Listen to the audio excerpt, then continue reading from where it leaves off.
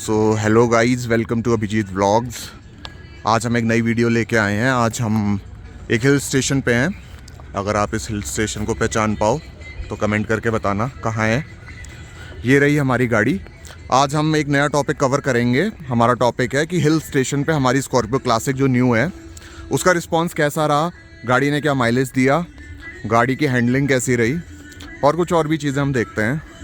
सो आ चुके हैं गाड़ी के पास, चलते हैं अंदर। ओ मेरे दिल के लिफाफे में तेरा खत है जानिया, कसम से कसम से। सो गाइस, अभी हम चल रहे हैं इंटरनल पार्ट में। आप देख सकते हैं खड़ी चढ़ाई है, यहाँ पे पूरी सिटी है। गाड़ी बहुत ही आराम से चढ़ रही है। सेकंड गियर पे गाड़ी है, आप देख सकते हो, कोई प्रॉब्लम नहीं है। चढ़ाई पे रिस्पांस काफ़ी अच्छा है गाड़ी का। हैंडलिंग भी आप देख सकते हो। बाकी हम अभी मेन रोड पे निकल के मैं आपको बताता हूँ। आप लोग देख सकते हो यहाँ पे डीप स्लोप है। ब्रेकिंग का बहुत अच्छा इस्तेमाल करना पड़ता है ऐसे रोड्स पे, क्योंकि ये गाड़ी कुछ ज़्यादा ही चौड़ी है। इस वजह से थोड़ा पब्लिक का भी ध्यान रखना पड़ता है इस दोनों साइडों से। बट ओवरऑल आप देख सकते हो गाड़ी की ब्रेकिंग काफ़ी अच्छी रखनी पड़ती है जब आप मेनली हिल स्टेशंस पे जाते हो। सो गाइस, हिल स्टेशन कौन सा है ये आप लोगों को गैस करना है, कमेंट में बताना है। अभी हम लोग यहाँ के मॉल रोड पे चल रहे हैं। राइट में आप देख सकते हो यहाँ का बहुत ही खूबसूरत और बहुत ही बड़ा लेक है। बहुत ही कम ऐसे हिल स्टेशन है जहाँ पे ऐसा इतना बड़ा लेक और इतना सुंदर लेक पास से अगर मैं आपको दिखाऊं। अभी थोड़ा पेड़ आ रहे हैं, थोड़ा सा व्यू क्लियर नहीं है, बट बहुत ही कम ऐसे हिल स्टेशन है जहाँ पे इतना बड़ा लेक है। आपको गैस करना है कि ये कौन सा हिल स्टेशन है। अभी यहाँ की मॉल रोड है, ये तो नॉर्मल प्लेन है। बाकी आगे चल के मैं आपको बताता हूँ एक्सपीरियंस कैसा है क्लासिक का। गाइस, बहुत ही ठंडी हवा है यहाँ पे। ये अपनी गाड़ी रही।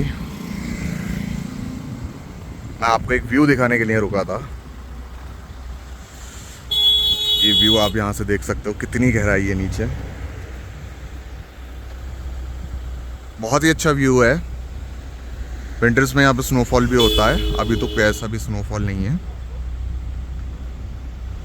बट विंटर्स में होता है अच्छा स्नोफॉल यहाँ पे। बाकी हम आगे चलते हैं, अपनी बाकी की वीडियो आगे कंटिन्यू करते हैं। इस चलते चलते एकदम से कहीं पे भी आप देख सकते हो छाया आ जाती है, कहीं पे धूप आ जाती है। यही मज़ा है माउंटेन्स पे ड्राइविंग करने का। गाड़ी आराम से चल रही है। सेकंड थर्ड गियर पे, कहीं कहीं पे फोर्थ भी लगा देते हैं। ओवरऑल परफॉर्मेंस मैं आपको थोड़ी देर बाद बताऊंगा। डीप स्लोप है काफ़ी यहाँ पे, आप लोग देख सकते हो। यहाँ पे हमें अपनी ड्राइविंग पे बहुत कंट्रोल रखना होता है, मैक्सिमम ब्रेकिंग पे। जब हम आ रहे होते हैं तब यहाँ पे काफ़ी चढ़ाई है। गाड़ी का असली परफॉर्मेंस चढ़ाई पे पता चलता है। स्लोप पे तो ज़्यादा कुछ मैं बता नहीं सकता। बस ब्रेकिंग के बारे में मैं आपको बता सकता हूँ कि ब्रेकिंग पे कितना कंट्रोल रखना पड़ता है। साइड में आप देख सकते हैं व्यू कितना ही अच्छा है। डीप स्लोप में आपको देख सकता हूँ। जेसीबी कुछ काम कर रही है। साइड का व्यू आप लोग देख सकते हो। गाड़ी के ब्रेकिंग पे मेन कंट्रोल रखना होता है। हालांकि काफ़ी बड़ी गाड़ी है ये। इससे पहले मैं क्रेटा ड्राइव करा करता था, उसको ड्राइव करना काफ़ी इजी था। इस गाड़ी पे बहुत कंट्रोल बनाना पड़ता है, मोस्टली हिली एरियाज़ पे।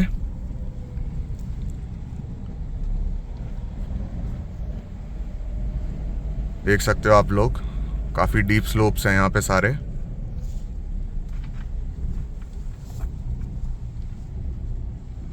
बहुत ही आराम से गाड़ी थर्ड गियर पे आप देख सकते हो, थर्ड गियर लगा है, गाड़ी उतर रही है।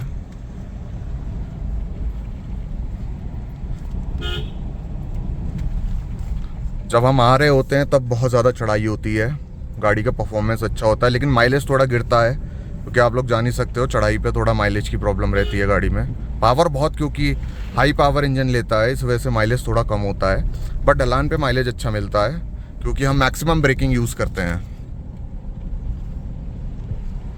लम्हों का मुझे कब से इंतजार था, इन खुशियों के लिए कब से बेकरार था।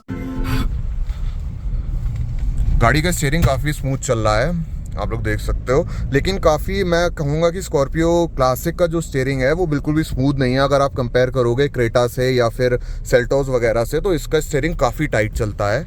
और थोड़ी सी प्रॉब्लम हालांकि यहाँ पे आ रही है क्योंकि यहाँ पे टर्न्स कुछ ज़्यादा ही हैं, लेकिन गाड़ी जिस हिसाब से जितनी बड़ी है उस हिसाब से स्टीयरिंग इसका थोड़ा सा टाइट तो चलता ही है। लेकिन पुरानी स्कॉर्पियो से इसके स्टीयरिंग में काफ़ी बदलाव करे गए हैं, जिसकी वजह से स्टीयरिंग में थोड़ा सा फ़र्क अब आया है।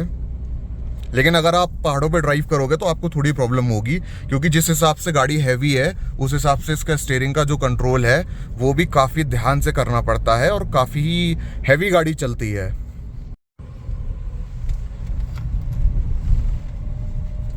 बहुत कर्व्स हैं इस रोड पे।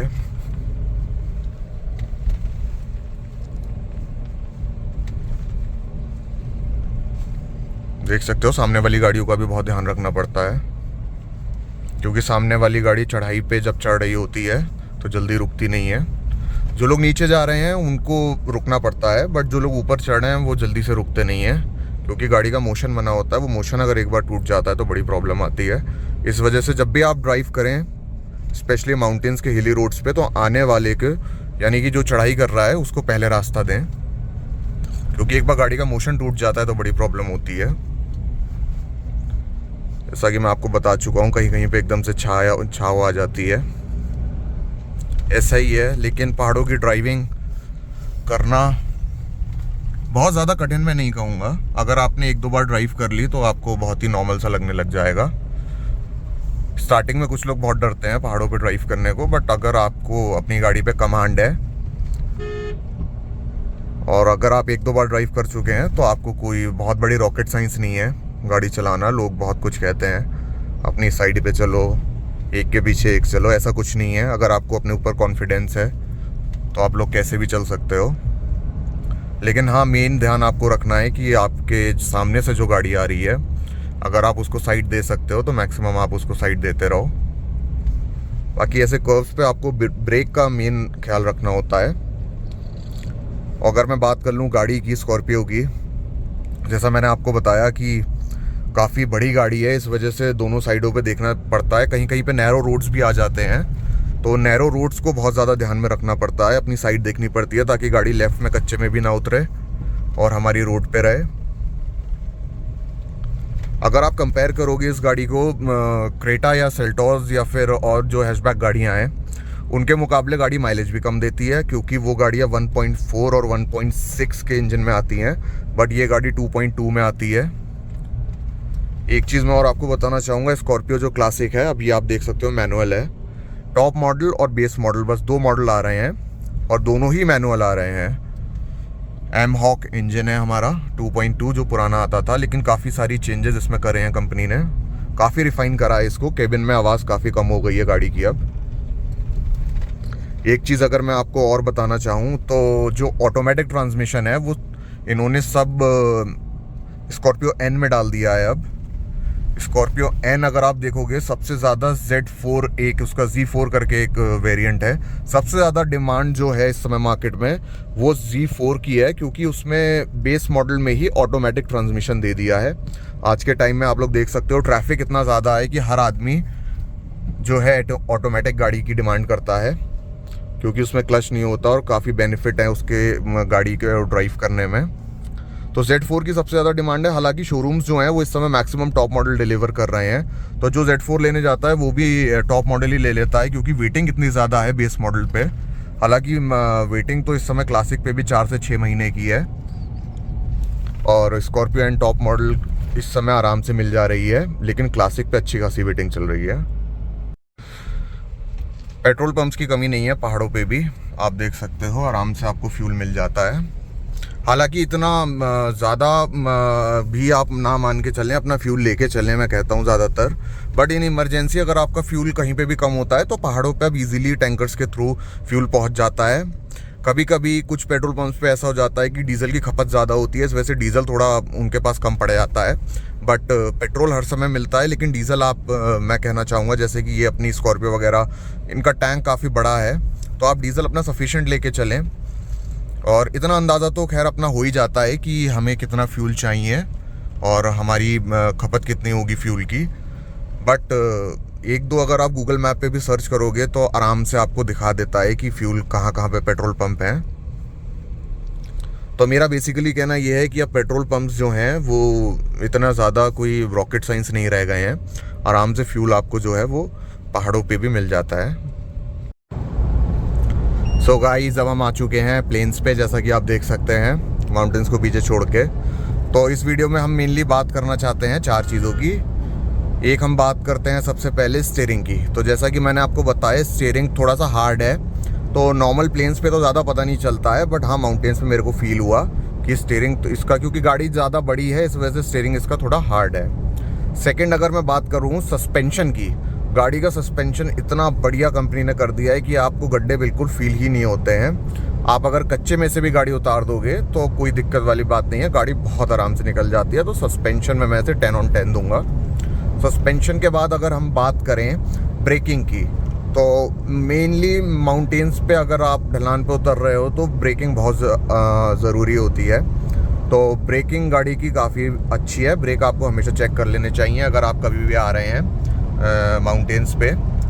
उसके बाद फोर्थ और फाइनल अगर मैं बात करना चाहूँ माइलेज की, तो जैसा कि मैंने आपको पहले वाली वीडियो में भी बताया है कि मैं इस गाड़ी के माइलेज से सेटिस्फाई नहीं हूँ। मेरे को गाड़ी 12 का माइलेज दे रही है हाईवे पे।